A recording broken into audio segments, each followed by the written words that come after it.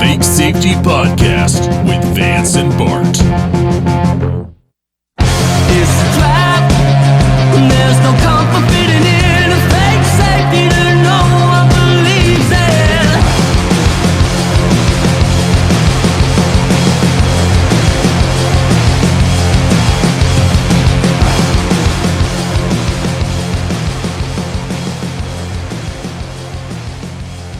So I was doing a bit of this weekend, and I know you've told me that that's dangerous and I should not do that anymore, but I couldn't help myself. I've been reading up on the Second Amendment crowd. And I mean the not defenders of our Second Amendment, the NRA. Well, regardless of who, what, where, when, why, or how they lobby, they do keep a pretty close eye on guns and gun statistics, and more importantly, trying to push guns. And I found the statistic for 2022. This is a stat for this year so far, which we're only So just in this year alone, these Second Amendment folks have spent $3.5 billion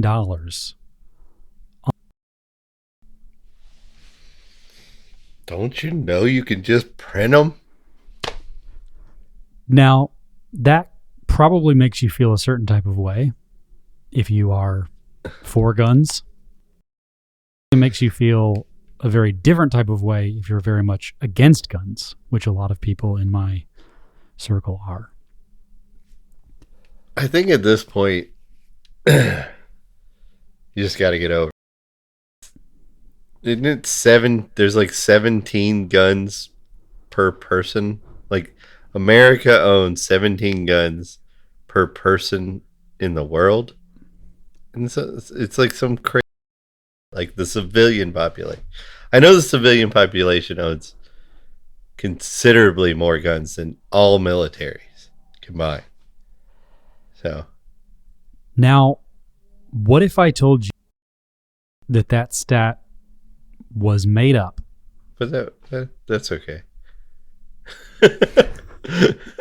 Well, it's not entirely made up. There has been $3.5 spent on guns in this year alone. However, it wasn't right-wing Second Amendment folks in the United States. It was the United States government that on guns sent to Ukraine. Okay. That makes me feel another kind of way. Not that I am against weapons, I just don't, like, I gotta buy my own, you know? And if I want to donate to weapons to people in Ukraine, I would rather do it. The problem is when our government weapons to Ukraine, it's just donated to the Ukrainian government, and they're just put back in these places where they just get blown up. They don't even get used. They don't care if it gets blown up because they didn't pay for it. It's not that big of a deal to them. Sacrifice, $1 million weapon for whatever they want to sacrifice it for, because it's not $1 million weapon for them. Well, I mainly think it's worth noting how those different statistics, one being accurate and one not, make us feel very different ways based on what we're predisposed to think. Because so you're right. You're right. And I probably feel different than the people in your circles about both those things, because I notice the vehicles all have Ukrainian flags beside their name and their little Twitter handles and whatnot. I also just don't care how they feel about it. It doesn't matter, because there's one that's forcing to pay for something that they may not want to pay for by threat of violence, and then the other way is like people voluntarily paying for things that they can defend themselves with against violence. Those are two different things. I agree. And I think there's obviously a very clear level of hypocrisy here. Would want to concern themselves with the rights and abilities of people here at home, and not so much for the flags that they because that's the cause du jour. But if we go to the other side, like if we go to those Second Amendment typical sort of right-wing stereotype, Yeah. they are a sort of different kind of hypocrite, right? Mm-hmm. In that Very much so. they are supposed to be very much for this push for weapons. And you would assume that that push is not for the weapons themselves, it's for the freedom that represents. Their ability to carry that and the freedom to have and own. But this highlights that not only do we not have those freedoms, because those are being continually chipped away, but in fact, we are for folks across the world and further paying for their right to have them. Yeah, not necessarily for the right. Yes, we are. Yeah, we're giving their government and the means to arm them or not, or just whatever. I think it's more about selling the weapons, buying them from the people who paid money to their not. So it really doesn't matter. I guess. Are we talking about the people who think it's right, or the politicians are actually doing it? Two different things. For everybody who thinks it's okay to Ukraine weapons via government, remember that same government is killing children in Yemen. Our government. With your tax money. We're killing poor people in Somalia to defend warlords. In particular, at the moment, a warlord that is known for people alive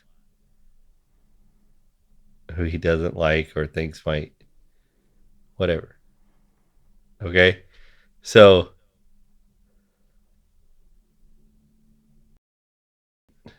a joke, man.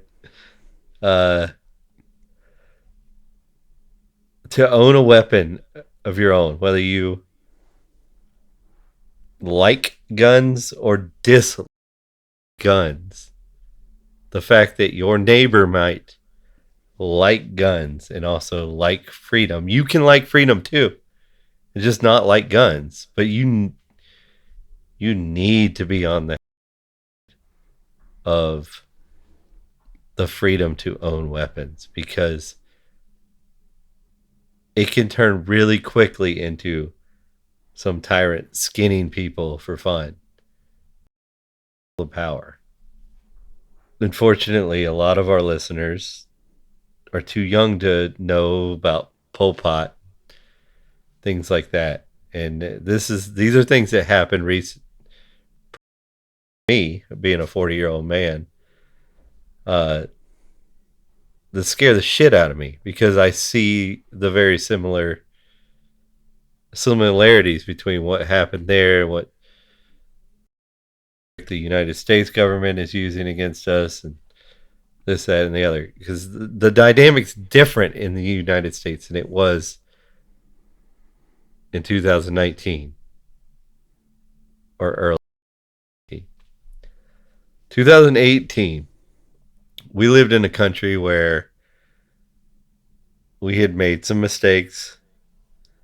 We had done some really racist shit, like lock up people because we provoked Japan into a war and let them bomb Pearl Harbor to get the public on the side of going to war. And people were scared.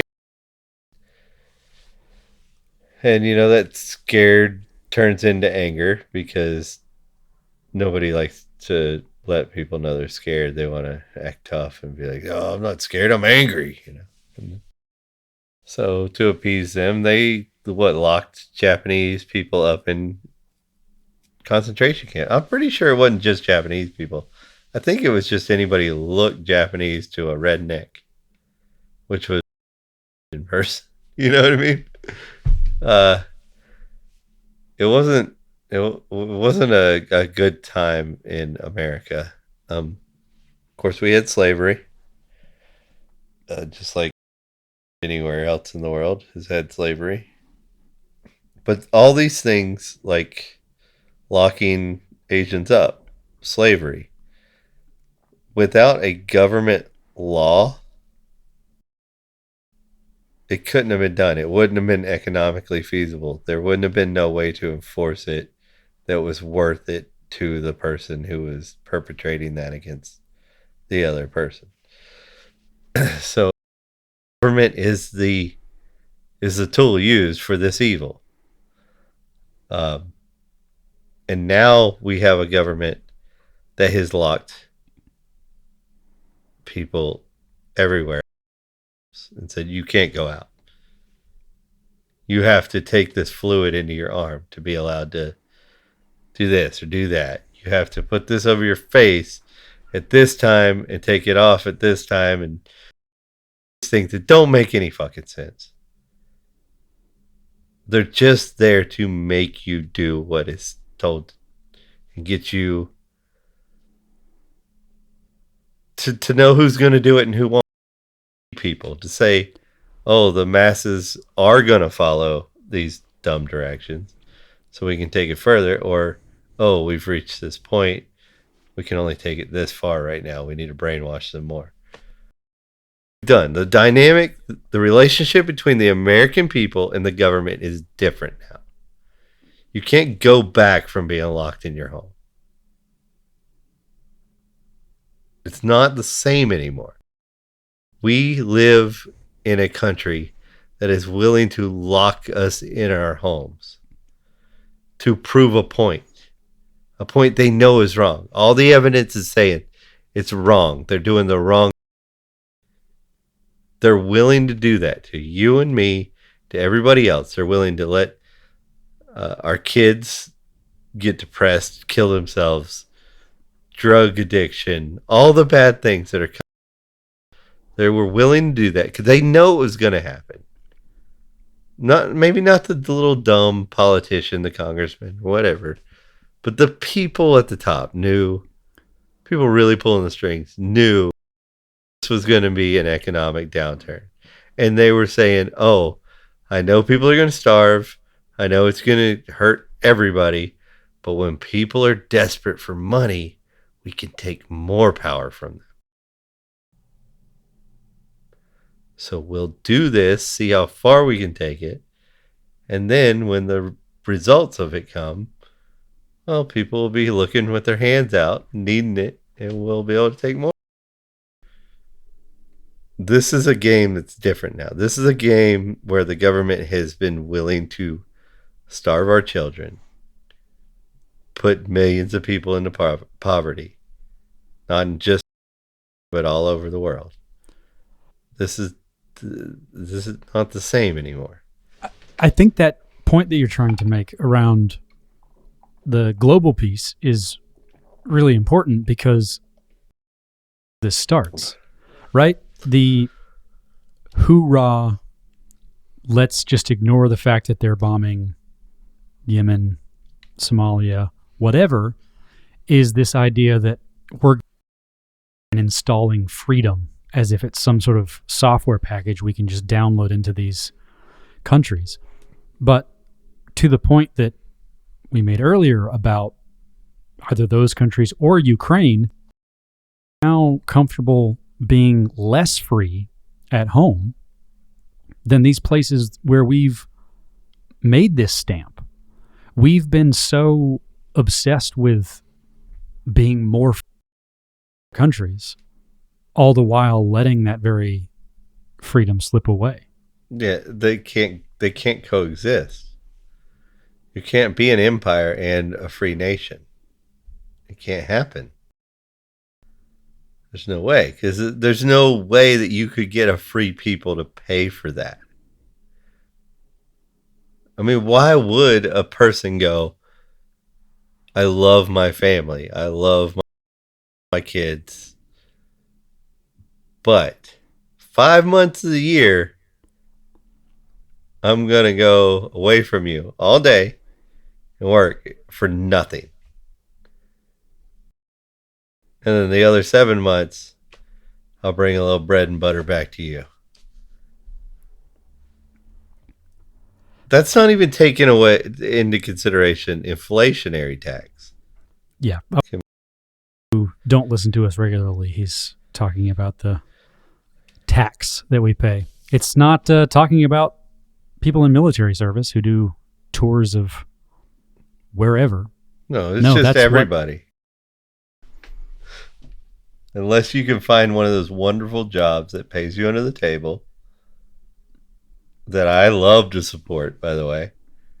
If I can pay anybody under the table, come do yard work. You know what I mean? Like anything I'm going to pay. If you want it under the table with no taxes, I'll even pay you the percentage that was going to be taxed. I'm going to pay a tax as long as I know it's not going to that. You know what I mean? Cash rules everything around me. I'll pay you in silver. Okay. Apparently I can do that now. Bitcoin, whatever, all that great stuff. My mind just got. I'm finally reading by Rothbard.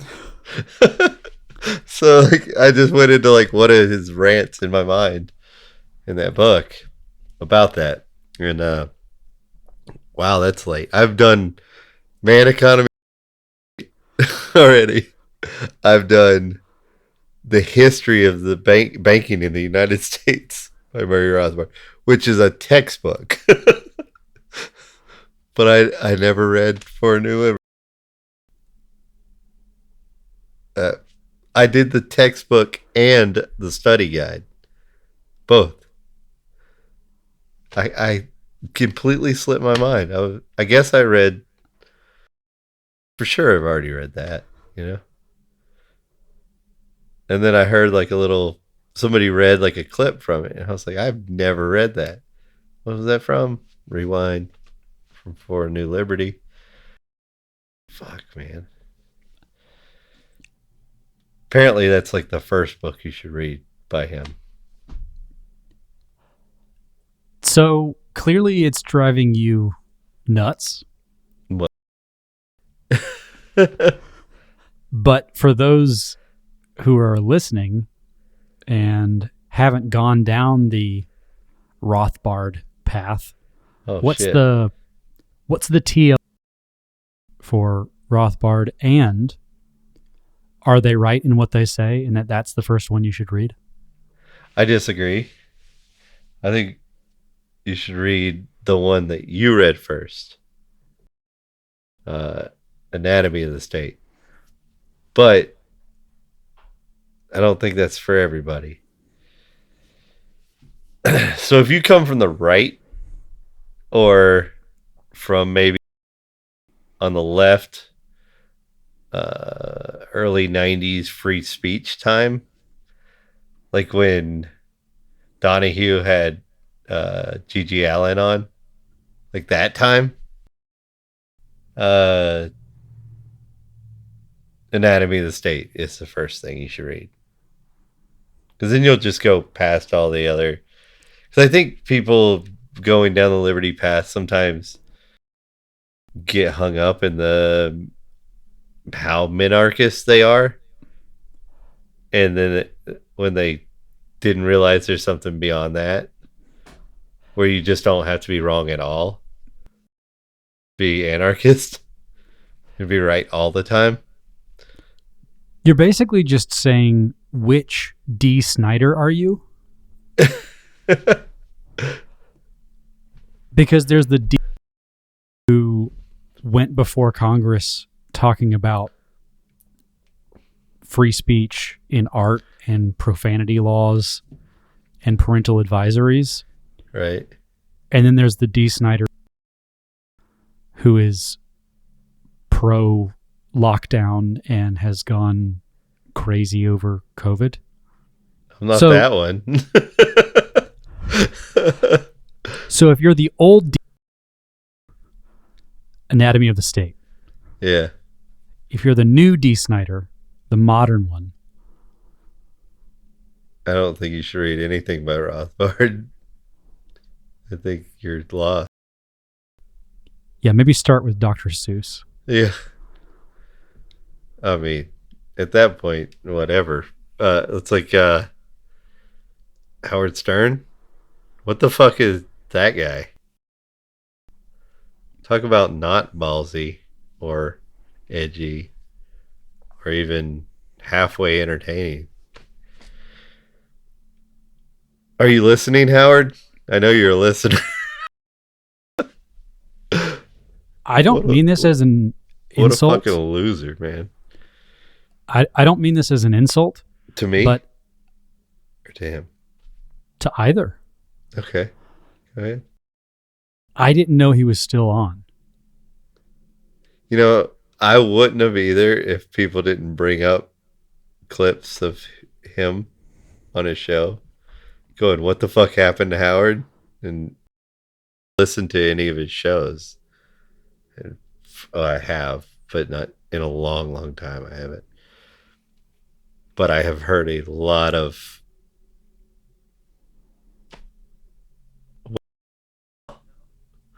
through segments and whatnot that people put up. And it's always like, wow, this guy's not funny anymore. It is not even just liberty. It's just like Howard Stern isn't edgy. Like he just all he talks about is how scared of COVID he is and how much he wants to do exactly what he's told to do. I will say that that kind of thing makes me more sad than angry because I don't think he's trying to dismantle our freedom. I haven't heard him in a long time, so I'm not familiar with what he's all about, but I am familiar with a lot of people who are very scared, and they might be scared of nothing, but perception is reality, and when people are afraid, they will do crazy things, and Yeah. they will give up That's their how entire way of life. that's how the Jews got locked up in the camp. Scared. It's you create a panic and you create a situation where people will do that. You people who in this situation did not want to get the jab into the Jews that should be gassed, and then you're getting what you thought were normal, saying, you know, put them on the front line, you know, or like draft only unvaccinated right after they kicked all the unvaccinated out of the military. You know, like, it's just whatever. It doesn't have to make sense because they're scared. And that's not okay. That's why we have to have a culture where we're not okay with telling other people what to do. Because these mass hysteria can go to a place where we are gassing Jews as a society. if we don't have the ability to watch others handle it better than us and learn from that. That's why we work good as a social being. When we're making a mistake, we can look to other people who are doing it better than us, doing better than us, and adjust what we're doing so we don't go down the wrong path. But if people are telling us, do this, do this, do this, and we're already predispositioned to be those people who are scared of, say, a virus or whatever, in that panic, we're going to start looking to those authority figures. We've been brainwashed to do so in the public schools, and we're going to go down that dark path because we're not allowed to see another way. That's why we have to change the minds of people to stop looking to some authority figure who's just been told to you that he's your authority, is really making him so. And we need to start looking to our fellow man, the people in our neighborhoods. I mean, if you look at Twitter, if you look at the news today, the corporate media, you would think that black people and white people are at war.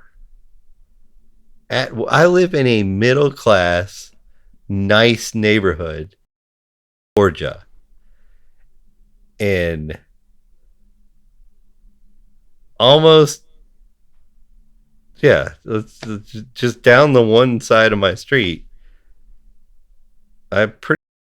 There's more black families in my little area here on the street than white families. And we have no beef. We walk our dogs, we pick up the poop so it doesn't stay in our neighbor's yard. We're civil, we like each other. We wave, we laugh, we throw the ball back to the kids in the other yard. There's no tension there. But that's not how it's supposed to be if you look at the news. Well, I would take that even one step further and say, look at people who literally are at war. You see this with Ukraine and Russia. There's the stand with the people of Ukraine, but I don't even think this is a controversial thing to say, but I stand with the people of Russia. There are people there who have no desire to be a part of this war. In the same way, we were here on 9/12, wanting no part of this retaliation against what was essentially blowback anyway. Mm-hmm. I stand with Ukraine. I stand with Yemen. I stand with Somalia. Mm-hmm. I stand with the U.S. I stand with the people who have no desire to be at war with one another. I stand with Saudi Arabia. I just government that's killing people. You know what I mean? But the people there. I don't stand with my own government. I don't stand with yours either. But I stand with yours. When I practice shooting my completely legal registered weapon at the shooting range, I'm thinking, I need this because if something happens, a lot of my neighbors aren't the kind of people that have weapons, but somebody's got to, right? Somebody's got to protect people around. That's my thoughts, right? My family comes first. My neighbors come after that, shortly after that, right? So, our buying weapons and then giving them we gave helicopters, tanks, tons of fully automatic weapons to the Taliban just a year ago? and then we pass a law saying, making it harder for U.S. citizens to build their guns. That doesn't sit right with me, considering that same U.S. citizen had to pay for the guns that you gave to the Taliban. Do you see it? You see it. But there's a lot of people out there that don't see it. Or just don't put the two things together. Like they're completely separate issues to them. I think it's a pretty simple fact. And if you want to acknowledge the pattern, it's as easy as saying, what they will do over there, they will do over here. So when they are happy to arm the Taliban, arm the Ukraine, arm these other militant groups, and put them at war, it stands to reason that they would try and incite the same thing here. They've shown that they're happy to have you at war with your neighbor. They've shown that. Mm-hmm. So for all of the people for years and years saw us going into Yemen, Somalia, bombing and killing children and saying hoorah, I think is next. Mm-hmm.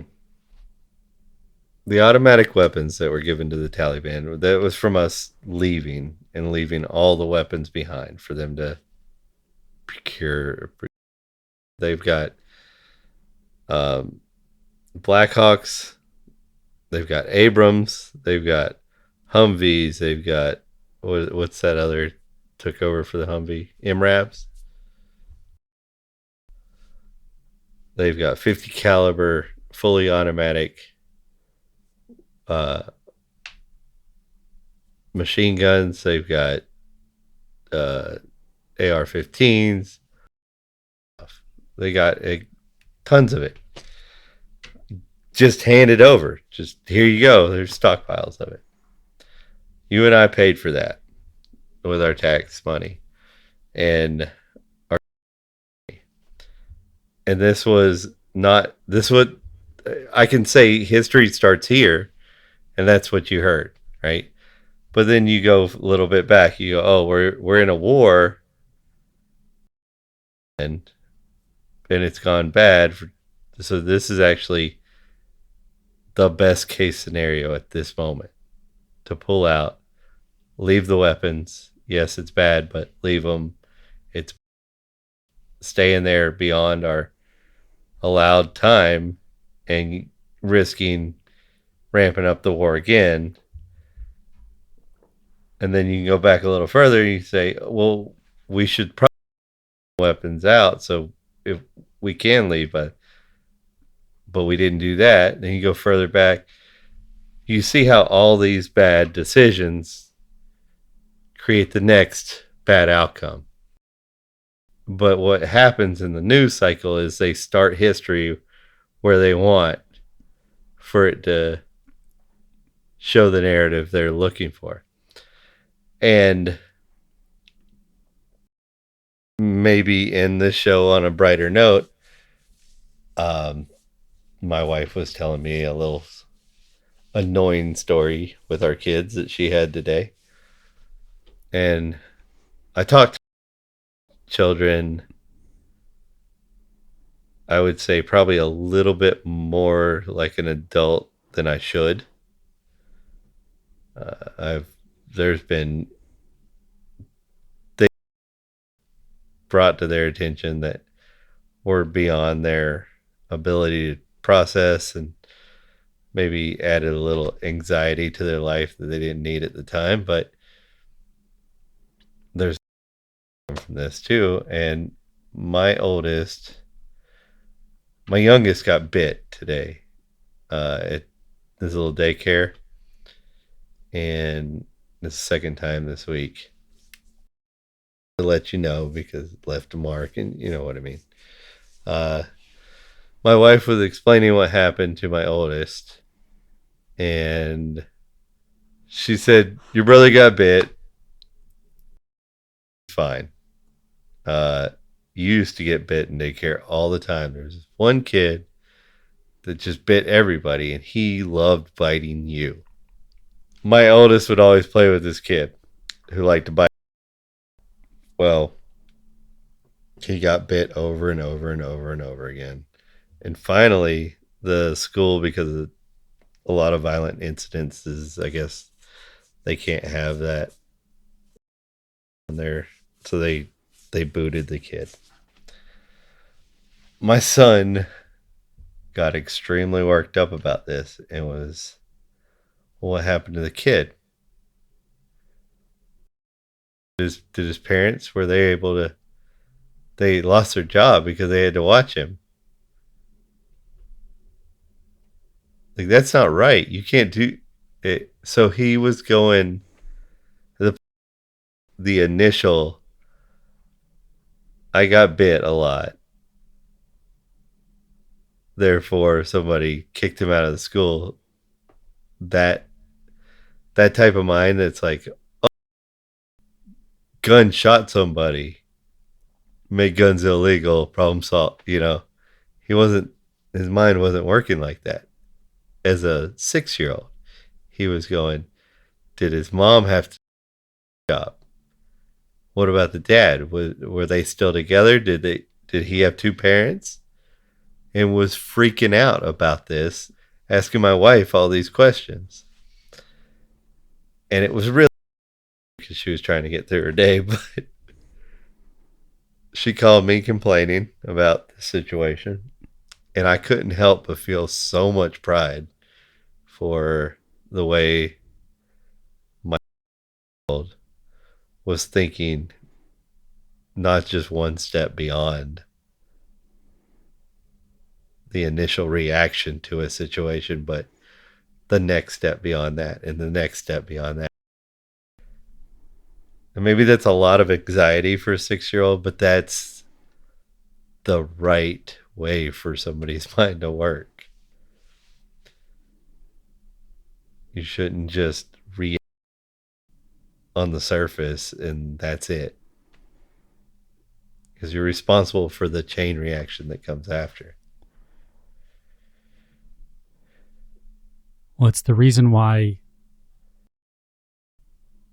I would be glad to have you as a neighbor, and the next generation should be glad to have him as a neighbor. I would hope so. He surprises me, and he doesn't. But I hope more people do this. I think that our news cycle and our social media, just that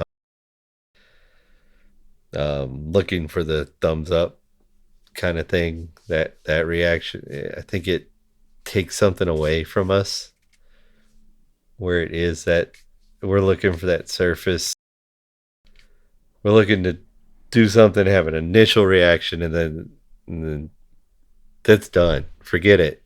It doesn't matter about the next thing I say. Doesn't even have that. I got my thumbs up there.